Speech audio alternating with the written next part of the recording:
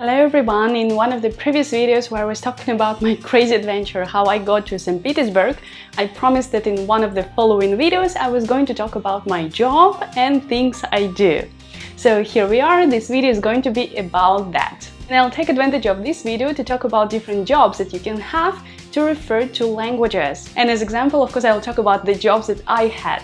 And here at first I'm going to be talking about the jobs that I had in the past, and at the end of the video I will tell you about the job I do now and in general things I do in my life. And to start I have to talk a little bit about my education, of course, because it's essential to the jobs that I had.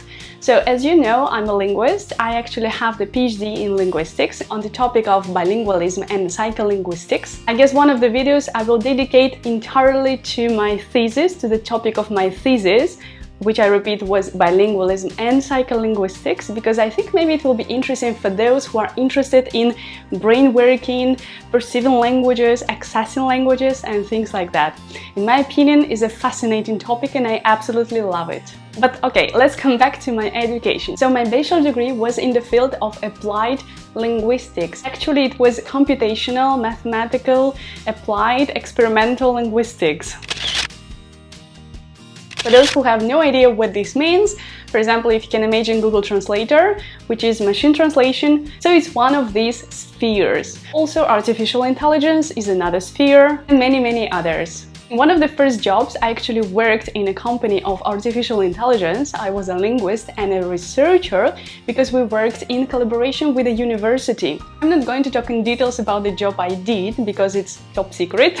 I'm joking. But I have to say that I actually don't like this field. I don't like the field of artificial intelligence. With all my respect, I think it's a very interesting field and nowadays it's very popular. Many people believe in it and many people work in it.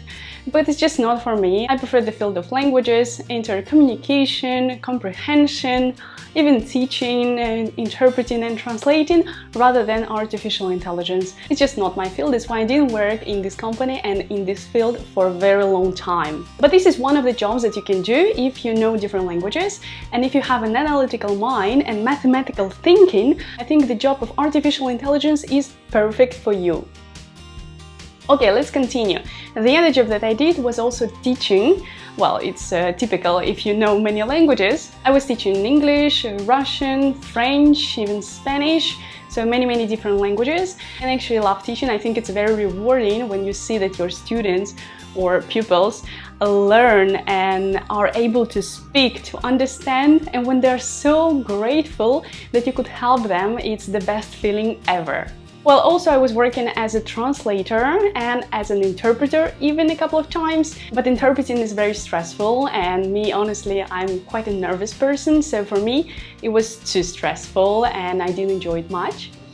And translating, on the other hand, is relaxing, it's much more relaxing than interpreting, so it was okay, but of course it depends on the target language, on the kind of text that you are translating, and many different factors. But of course it's a good opportunity and it's a good sphere if you know many languages. Also, it's a good way of learning vocabulary and improving your language. But it can seem a bit boring, I have to admit that. Okay, so we talked about artificial intelligence, we talked about teaching, we talked about interpreting and translating. And the other field that I wanted to touch was localization. And it was one of the last jobs that I actually had and I really loved it. But let me explain you if you have no idea what localization is. So if you imagine a big company that has a product and they have to market this product and sell it, of course, they target different countries and even different regions of countries. Depending on the language that is spoken in this region, they have to adapt marketing strategies to this region and to this dialect and even to this accent. So that's what localization department does. They adapt, adjust their product and its marketing, because it's related with marketing, to the region of a country. For example, if we talk about English, it's a big difference if we talk about English of the United States or standard BBC English, or English spoken in New Zealand, or English spoken in Australia, or in Ireland, Scotland.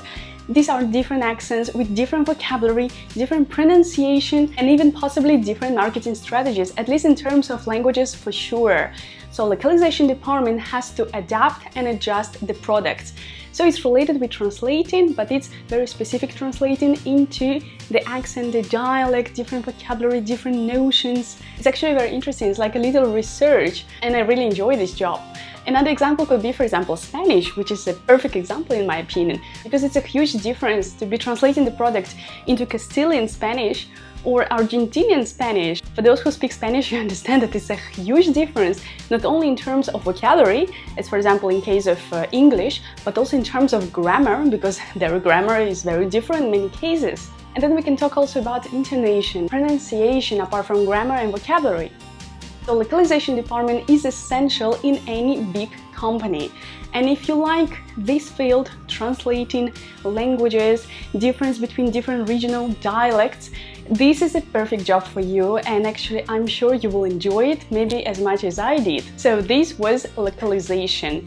And finally, let me talk about the job I do now. I'm actually a co-founder of a language school located in Barcelona, Spain. I'm a teacher, head teacher. We also do translations, different intensive courses, preparations for different official exams. And I really like this job because it's responsible and it's rewarding. And as I've said at the beginning of the lesson, when students or pupils come back to you and they thank you for all the effort or patience that you had for them and that you helped them in, for example, passing an exam or just learning a language or even destroying this block that every language learner has, this is the best feeling ever, and it's really rewarding for me, and I absolutely love it. And actually that's the reason why I do it. I love teaching because I like helping people. So if you're like me, you know different languages, you know the grammar of the language, you can explain things, and you love helping people, teaching is the best job for you.